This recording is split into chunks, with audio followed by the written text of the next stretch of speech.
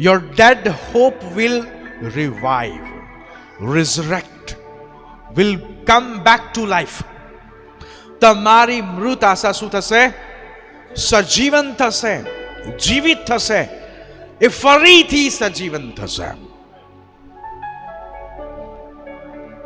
એવું નથી કે આપણે હંમેશા જ આપણી મૃત આશાઓનો છુટકારો ઈચ્છતા હોઈએ છીએ.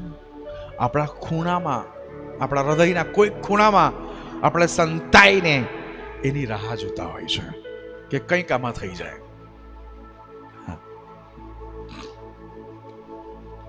વાલો, આશા જે બાઇબલની અંદર છે તે ખૂબ જ ઉત્તમ છે, અને જે પરમેશ્વર આપણને આપે છે તેને આપણે ખરેખર પ્રાપ્ત કરવી જોઈએ.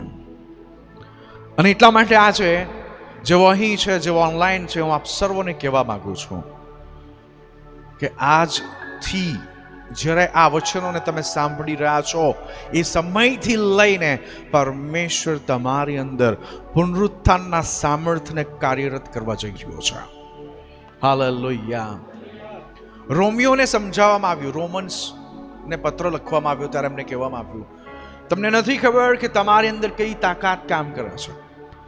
એનું ડેમોન્સ્ટ્રેશન તમારે જોવું હોય તો ત્યાં લખ્યું છે કે જે સામર્થ્ય પ્રભુ ઈશુને સજીવન કરે છે.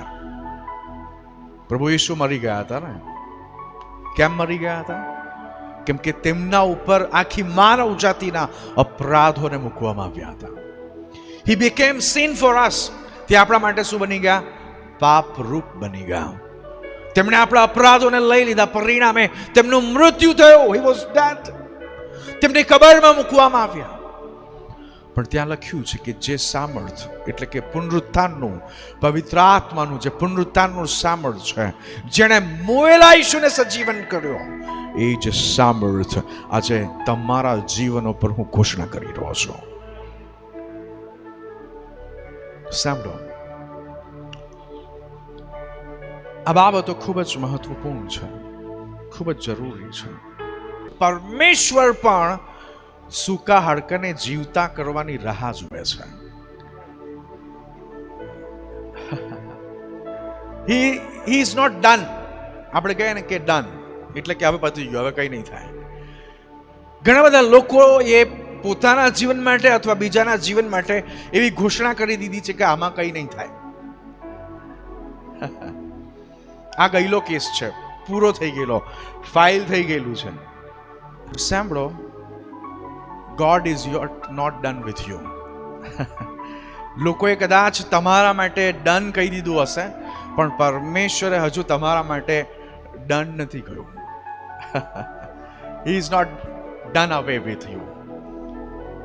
એમણે હજુ આપણા પર આશા રાખી છે, કેમ કે પ્રભુ એ મોયેલા હાડકાઓને સજીવન કરવાની વાત કરે છે.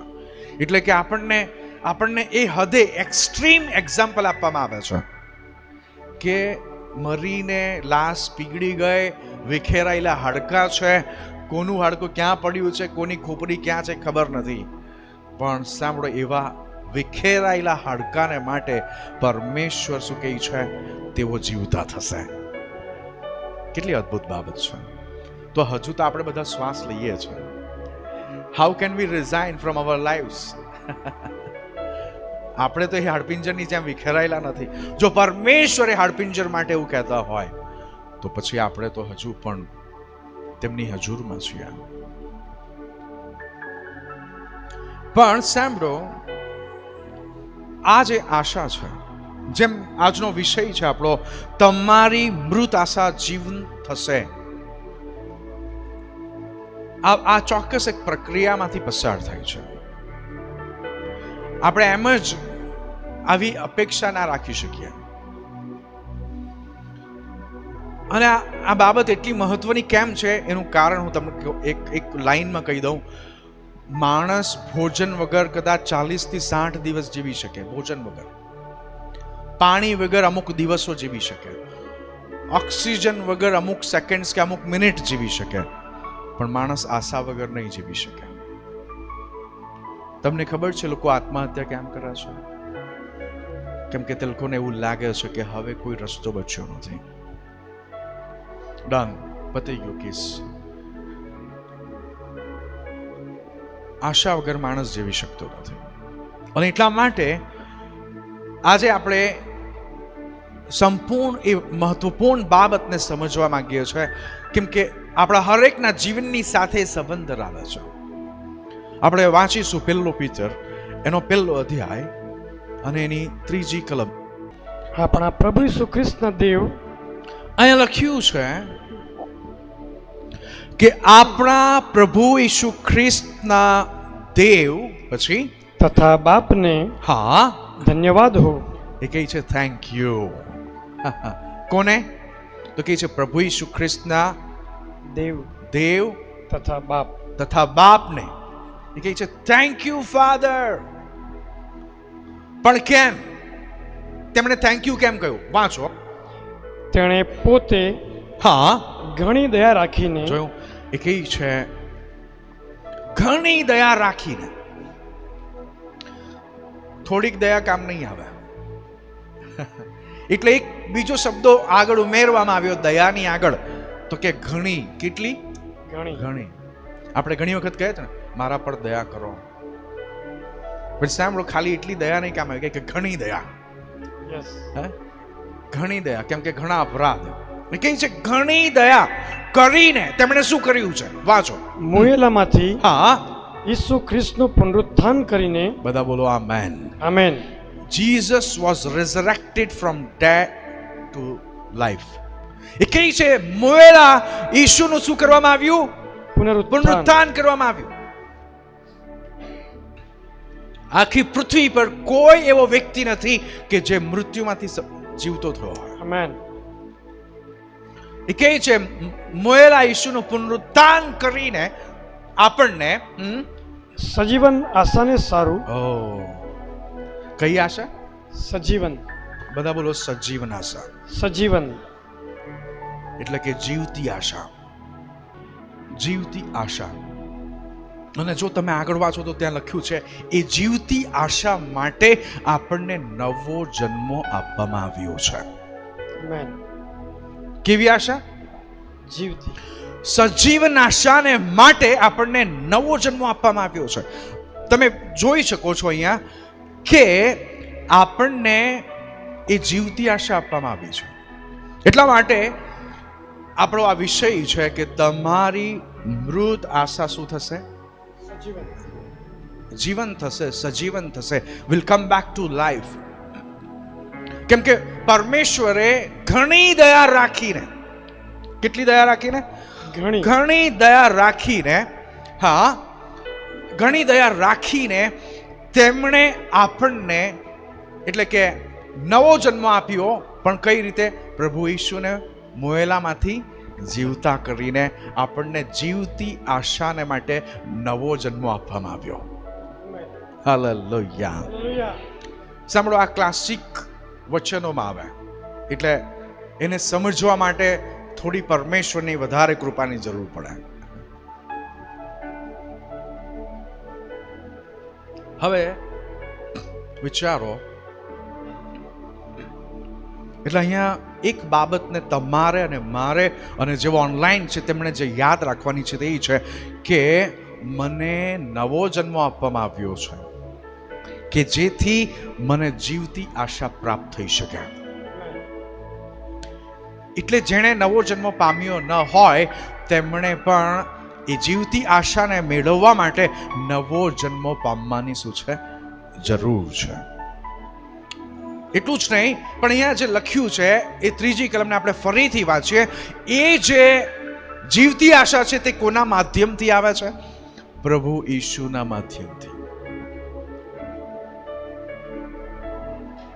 એટલા માટે અહીં લખ્યું છે કે પ્રભુ ઈસુ ખ્રિસ્તના દેવ અને બાપને ધન્યવાદ હો કે જેણે ઘણી દયા રાખીને ખ્રિસ્ત ઈસુને મોયેલામાંથી સજીવન કરીને આપણને જીવતી આશાને માટે નવો જન્મ આપ્યો છે. હાલેલુયા. એટલે બે બાબતો અહીંયા બહુ જ મહત્વપૂર્ણ છે. તે એ છે કે સૌથી પહેલી કે આપણને જીવતી આશા માટે નવો જન્મ આપવામાં આવ્યો છે.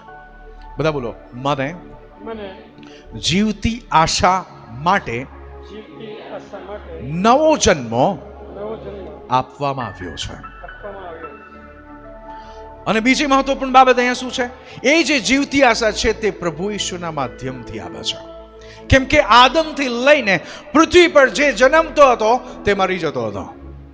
આ એક જ ઘટના એવી હતી કે જે મરી ગયો પણ ત્રીજા દિવસે પાછો સજીવન થયો. હાલેલુયા. હાલેલુયા. એટલે જે પ્રોબ્લેમને જેણે સોલ્વ કર્યું હોય એના પર જ આપણે હેલ્પની માગણી કરવી પડે ને. Yes. આદમથી લઈને બધા જ જેટલા પણ જન્મ્યા એ લોકો બહુ તાકાતવર હતા પણ આખરે મરી ગયા. અને મરી ગયા પછી પાછા ઉઠ્યા નહીં. ઉઠ્યું કોઈ એવું? નો, નહીં ઉઠ્યું. But Jesus was only one person who came back to life. પ્રભુ ઈસુ એક જ છે કે જે ફરીથી પુનરુત્થાન પામ્યા, સજીવન થયા. અને એટલા માટે કરંથીઓને જ્યારે પત્ર લખ્યો તો પાઉલ પ્રેરિતે કહ્યું કે તે પ્રથમ ફળ છે. તે કોણ છે? પ્રથમ ફળ. He is the first fruit. એટલે ઝાડ હોય એના પર જે પહેલું ફળ આવે તેને આપણે કહીએ પહેલું ફળ, પ્રથમ ફળ. પ્રભુ ઈસુ મુએલામાંથી સજીવન થઈને આપણા માટે શું બની જાય છે? પ્રથમ ફળ બની જાય છે. એટલે એ પહેલા પુનરુત્થાન પામે છે. બીજા કોણ પામશે? જ્યારે પ્રભુ ઈસુ ગગનમાં આવશે, રણશીંગડો વાગશે, જેવો મોયેલા છે તેવો સજીવન થશે Amen. અને જેવો જીવતા છે તેમનું રૂપાંતર થઈ જશે. સાંભળો, પ્રભુ ઈસુ વગર તમને જીવતી આશા મળી શકતી નથી.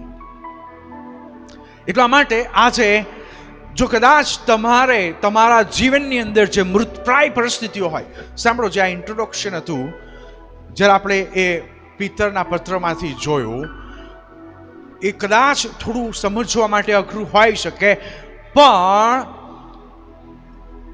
આપણે જીવનની આશા ત્યાં સુધી નહીં રાખી શકીએ જ્યાં સુધી પ્રભુ ઈશ્વરને મધ્યસ્થ નહીં બનાવીએ.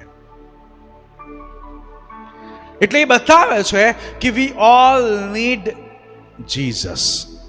હાલેલુયા. હાલેલુયા. પ્રભુ ઈસુ વગર તમે મૃત આશાઓને સજીવન નહીં કરી શકો.